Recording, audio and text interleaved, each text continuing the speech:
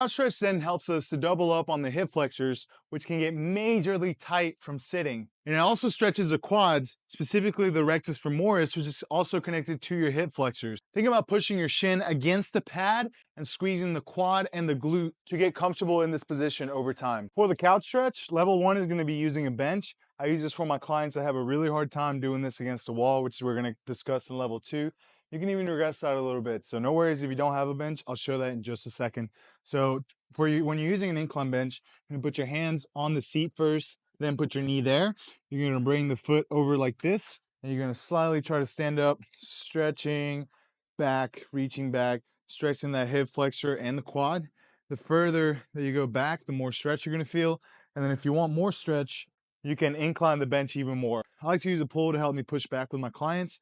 Using this is a great way to stretch out the quads, the hip flexors. You're gonna squeeze your quad, squeeze your glute and hold. And you can progress this by inclining the bench even more until the point that you're upright.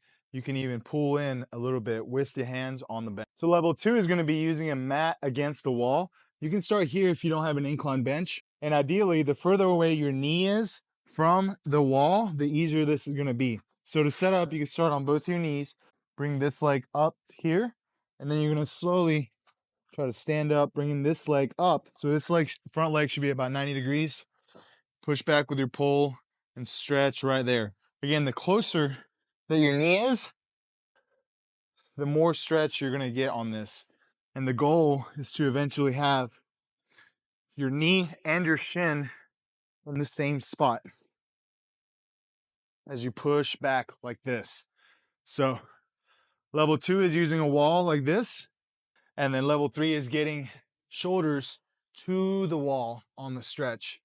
And then if you want even more stretch, once you get to level 3, it slowly pulls back. So these reps are gonna get those hip flexors nice and loose. And you'll notice that as you lean forward, you feel a big stretch here in the hip flexors. So if you feel any pain, don't do this. Really need to scale it back a little bit.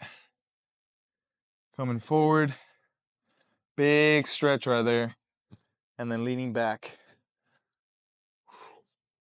Breathing through this and always making sure to squeeze the quad, squeeze the glute in this position. If you really want to understand this more and start your journey towards physical freedom, check out the free ebook in my bio explaining this more in depth, or comment freedom below and I'll send you the link.